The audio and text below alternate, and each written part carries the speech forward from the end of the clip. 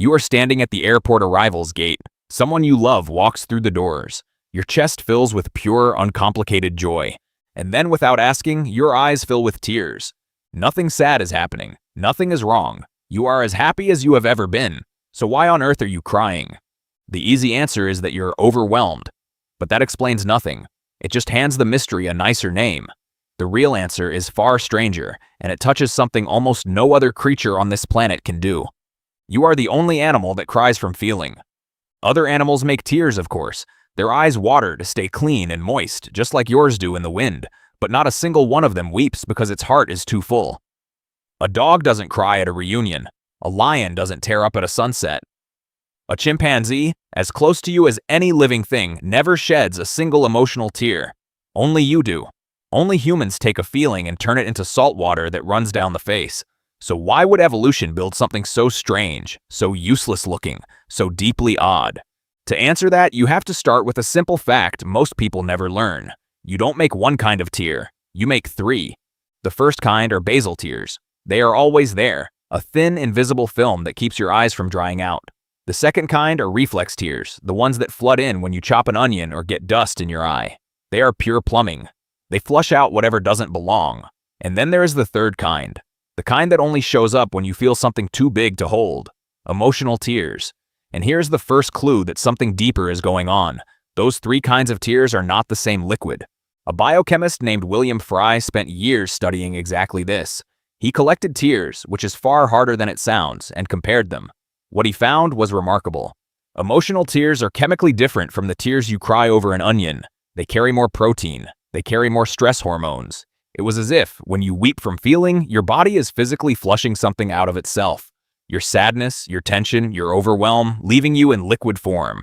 There's even a hint that emotional tears carry their own quiet comfort. Among the substances researchers have found concentrated in them are chemicals the body uses to dull pain and steady mood. If that holds, then crying is not only letting something out, it may be releasing a small wave of relief at the very same time.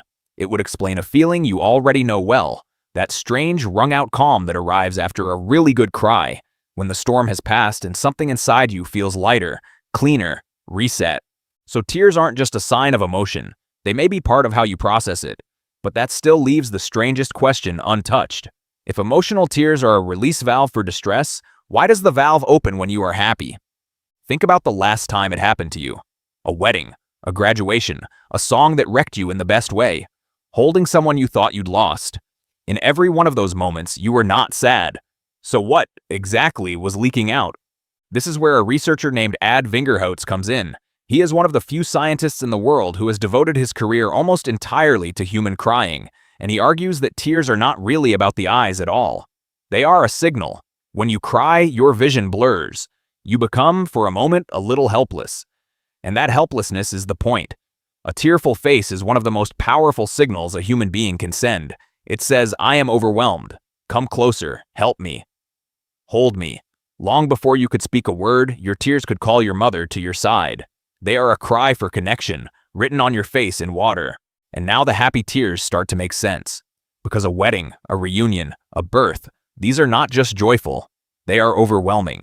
They are moments so intense that you cannot contain them, and your body reaches for the oldest tool it has for this is too much. It pulls the same lever it pulls in grief. Not because joy is secretly sad, but because your system is flooded, and tears are how a flooded human asks the people around them to come close. There is a clue to this hidden in your very first days. A newborn baby screams from the moment it arrives, red-faced and furious, demanding to be fed and held. But for the first weeks of life, that crying comes with no tears at all. The weeping you know, the wet kind, switches on only later, once the bond between child and caregiver has begun to form. It is as if the body installs the signal precisely when there is someone there to answer it. And it never fully switches off. It crosses every border, every language, every culture on Earth. There is no society anywhere that does not weep. Whatever this is, it is not a habit you picked up. It is built in. But there is one more layer, and it is the strangest and most beautiful of all.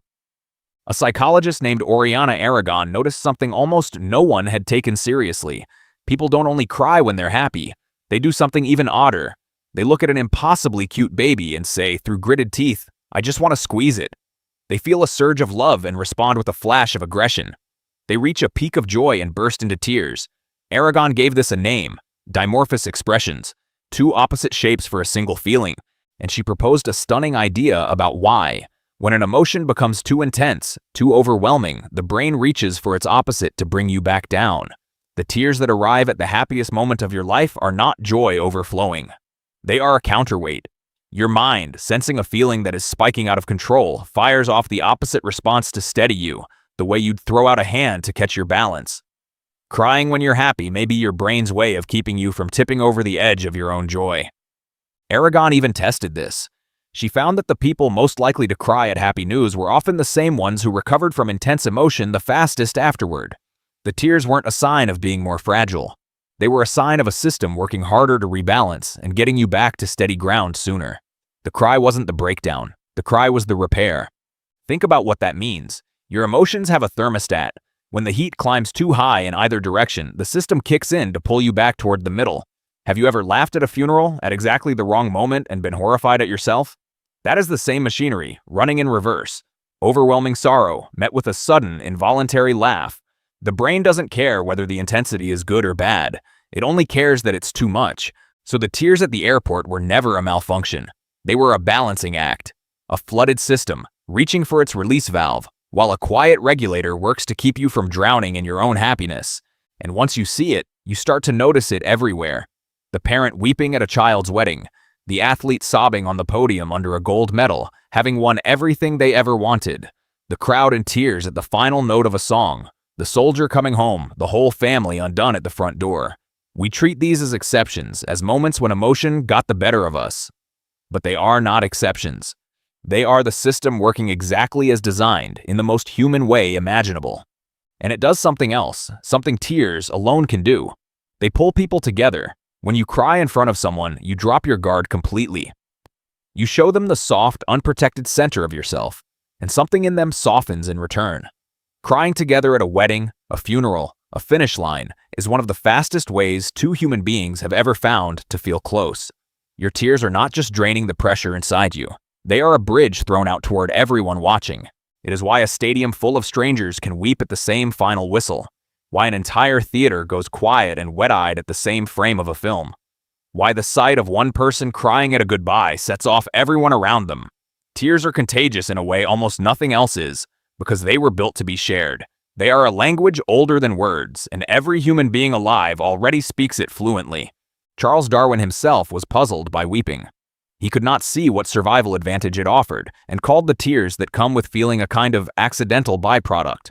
But the closer scientists look, the less accidental it seems. A signal that summons care, a flush that clears out stress, a counterweight that keeps your strongest feelings from sweeping you away. That is not a glitch. That is one of the most sophisticated emotional tools any creature has ever carried. Sit with how rare it is. Of every species that has ever lived, across hundreds of millions of years of life on this planet, you belong to the only one that ever turned a feeling into water and let it fall. Your closest animal relatives can love, fear, grieve, and play, but none of them can do this one small thing. When your eyes brim over at a wedding, you are doing something genuinely, almost cosmically unusual. You are at the far edge of what a living thing can feel, and your body found a way to show it. So the next time you feel your eyes sting at a moment of pure happiness, don't fight it and don't be embarrassed. You are not breaking down. You are doing something no other animal on Earth can do. You are taking a feeling too large for your body and letting it spill safely into the open. You are standing at the airport arrivals gate, and your eyes are filling with tears. Nothing is wrong. Nothing is sad. It is simply the most human part of you, turning a feeling too big to hold into something you can finally let go.